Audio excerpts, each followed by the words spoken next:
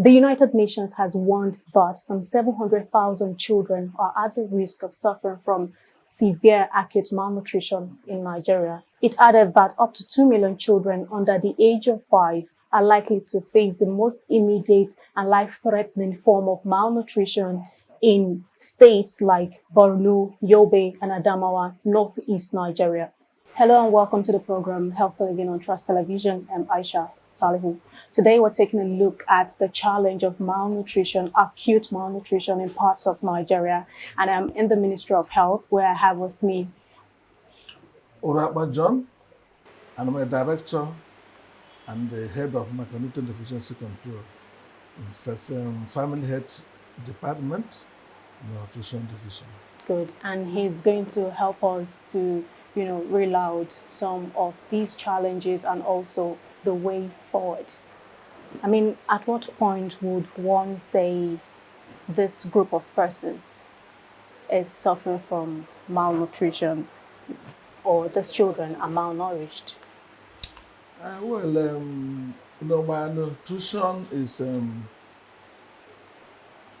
a situation whereby a child is either being obese, that is having too much to eat, that's obesity, or having little or nothing to eat, leading to too much wasting, or you can say emaciation, but that is not a nutrition language. I say wasting. The child has wasted so much. The child also may be stunted, that is too short for his age, or too thin for his age. That's wasting. But then again, this has become a challenge in the country. And what would you say are the likely causes of undernutrition or malnutrition among these group of people? I mean, infants, adolescents, teenagers, and even women. There are a lot of factors, ranging from ignorance on what to eat, poverty, and also scarcity. Food scarcity also can lead to it, because if you don't have food available at the right cost and accessible to the people, they may not be able to meet up their daily nutrient requirement.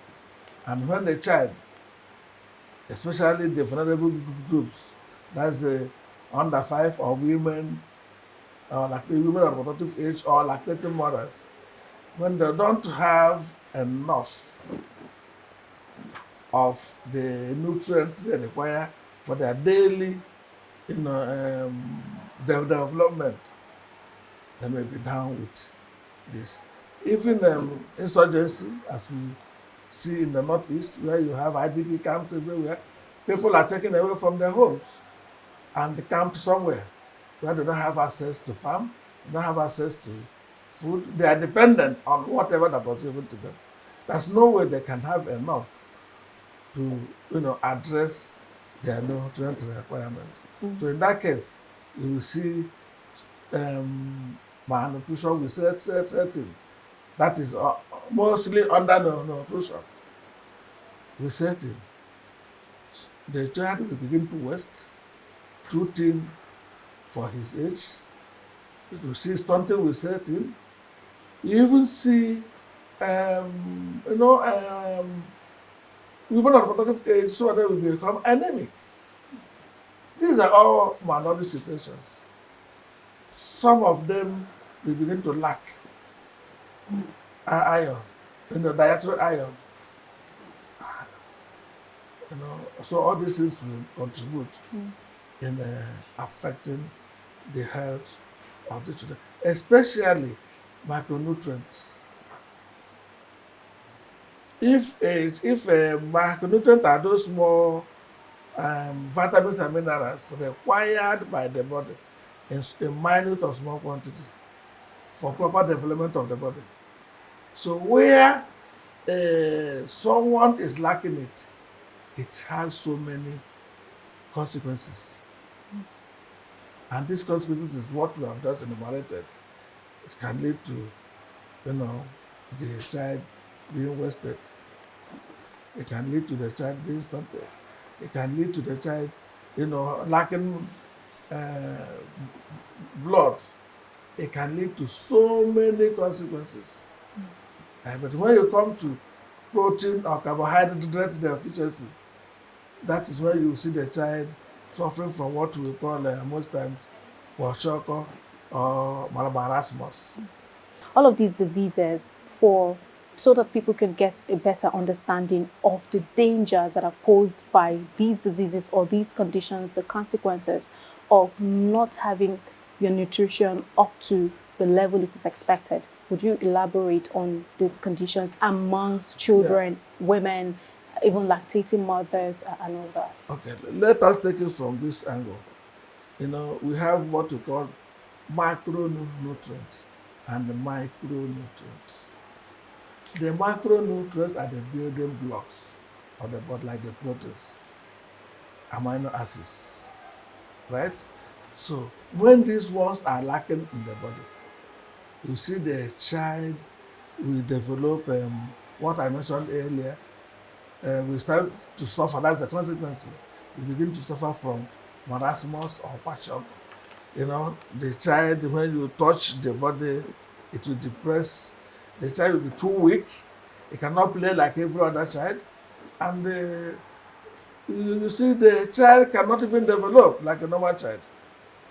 So the other way around, when the child is suffering from micronutrients, which I earlier mentioned, the micronutrients are the minerals and vitamins. They are required by the body, in minute amount for proper development of the body. Minute amount, I mean in small quantity. They are nuggets, and those small quantity, if they are not there at the correct amount or level they should be in the body, the child may begin to lack.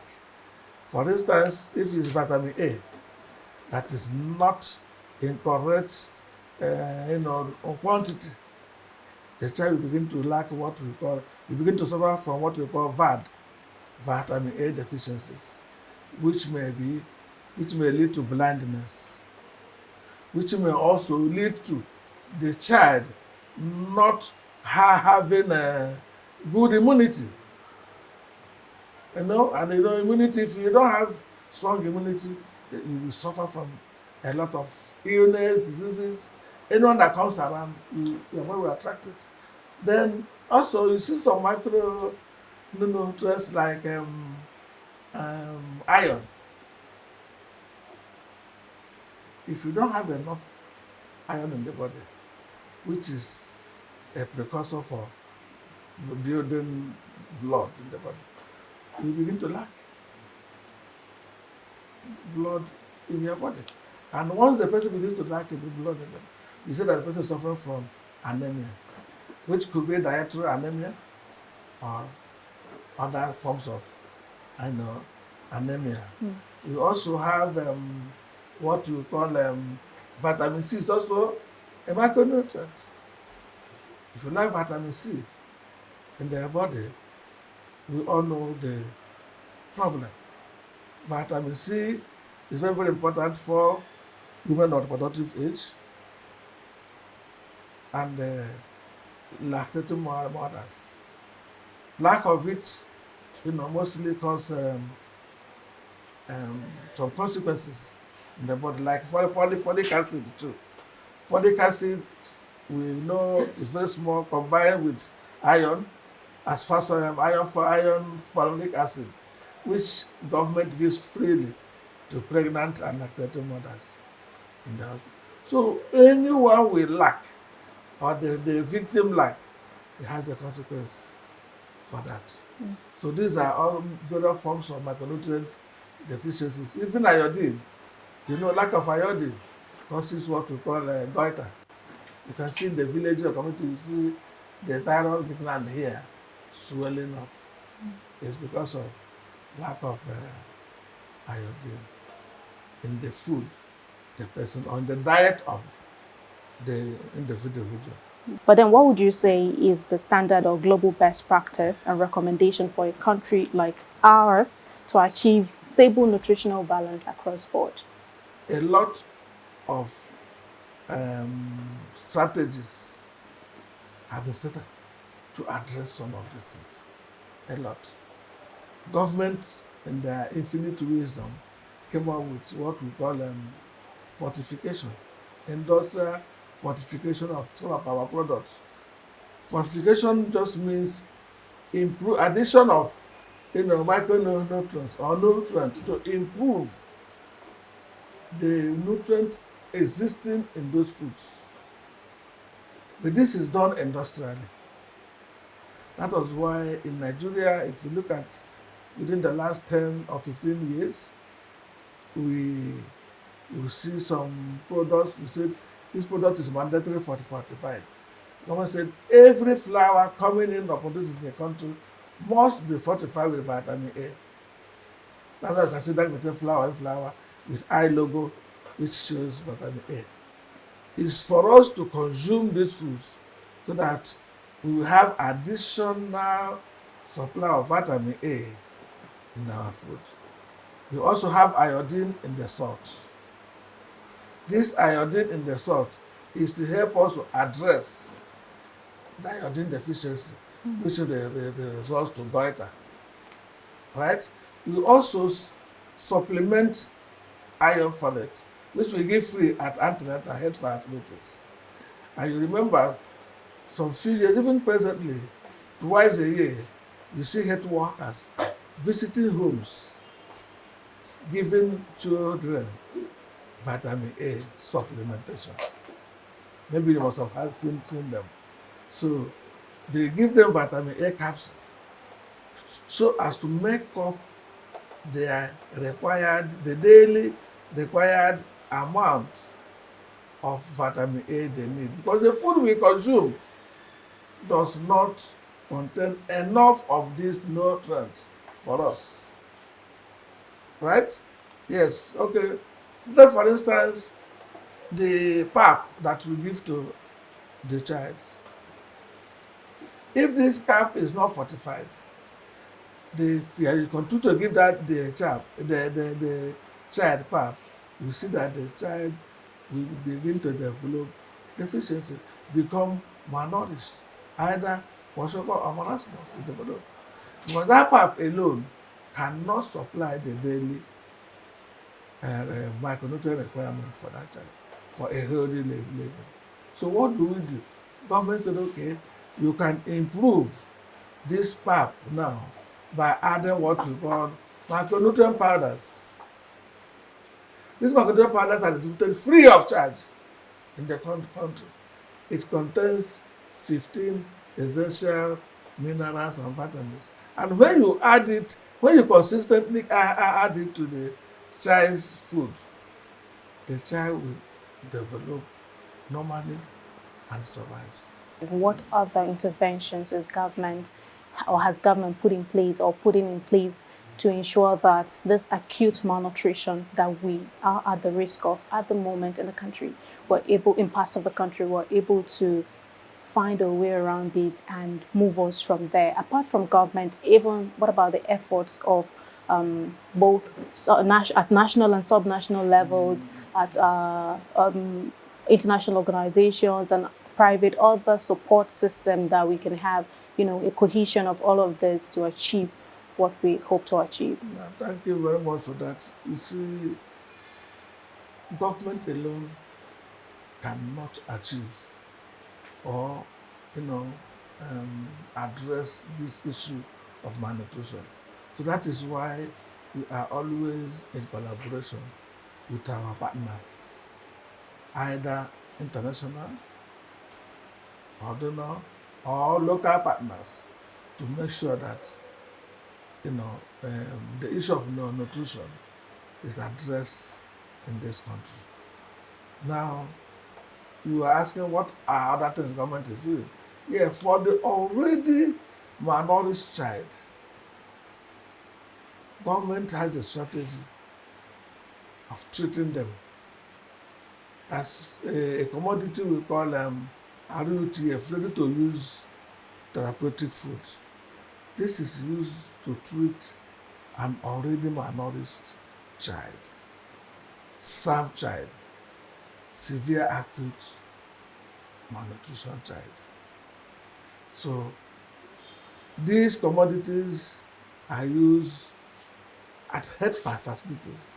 We call it OTPs in our PHCs all around the country to treat a child. When a child is identified in the community and brought to the health facility, the OTP, the health worker that has been trained on this knows what to do. And the child is placed on this ration for 12 weeks. And you discover that within 4 weeks or 6 weeks, some children recovers and they are discharged. While if some of them fail to recover, it means that there is an underlying issue. The child is referred to what we call to a health facility where he will be treated. That underlying issue will be detected and treated, or we call it stabilization center.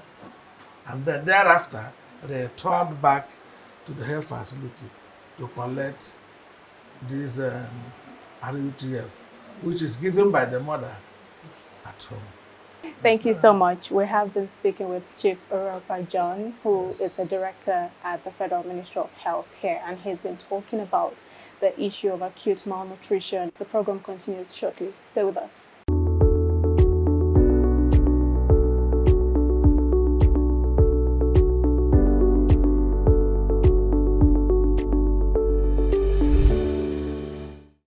This is the only clinic in Muna IDP camp where displaced persons access healthcare services. Many women are here with their children for medical examination to see if they are malnourished.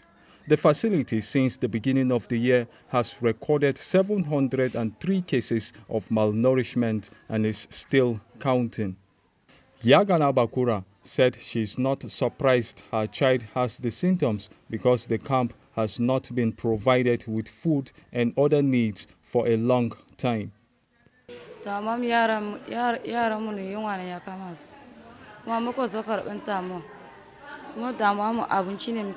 have been coming here for treatment for 2 days now. They gave us supplements and they told us our children are hungry, which is why they are sick. We can't go back to our communities because it's not safe. We need food for our children. Back then, they provide us with relief materials, but they have stopped since the time all IDP camps were closed. Our children are suffering from this malnutrition. We need help, please. It is reported that there are 2 million children suffering from malnutrition and 700 acutely malnourished in the northeast region of Nigeria. In one of the medical facilities where critical cases are being handled, a medical practitioner says global attention and humanitarian support are needed to mitigate the menace. January to end of April, we used to see patients at the admission rate of 6 to 8 per day, but now this year we are seeing about 30 per day. So that indicates that this is almost 3 times more than what we used to see previously. So this shows that the trend is increasing, and it's really alarming that more cases, we expect to see more cases. Yeah. So how far with the treatment so far? Yes, for our facility is 120 bed capacity. We have 120 bed for the malnutrition, for the malnourished kids. And as I'm talking to you now, the 100 bed is now almost at 100% bed occupancy rate. And that shows that more patients are coming and we are treating them. The menace of malnutrition in Borno State is connected to the insurgency which has caused food crisis and denied farmers access to their communities to engage in agriculture. Welcome back. If you're just joining in, this is a program, Health for Living on Trust Television, where we have been taking a look at the way forward regarding the acute malnutrition that some parts of the country is facing. And I have with me here at the moment Dr. Temidayo Odebumi, who is the head infant and young child feeding branch nutrition division of the Ministry of Health, to help us continue this conversation. Welcome on the program. Thank you very much. What other measures do you think should be put in place, or is a way forward for a country like ours to step away from this issue? Prevention is very key. And he already told you some measures. One very important key will also use the promotion of breastfeeding. Breastfeeding seems very simple. Breastfeeding seems always available. We don't regard the importance, but a focus on breastfeeding alone can change the narrative for us. And breastfeeding is one of the most, if not the most, cost-effective methods to prevent malnutrition in any country. So breastfeeding is very important, and the Federal Ministry of Health prioritizes breastfeeding. As a ministry, the government through the Federal Ministry of Health prioritizes nutrition. We know the impact of nutrition in any society. If the nutrition of the people is undermined, the human capital of that community is already undermined. So we know the importance. And the first thing to do is breastfeeding. You know, it all starts when a baby comes into the world. The first thing to do is breastfeeding. And the first thing I would say is breastfeeding provides food security in the first 6 months of life. You know, one of the things we said is one of the causes of malnutrition is unavailability of food, food insecurity. But with exclusive breastfeeding, research has shown that a child can be fed only breast milk for the first 6 months of life. And that's the recommendation, the Federal Ministry of Health recommendation. So for that first 6 months, for that baby, there's food security. You don't need to look for money. Poverty is not a problem.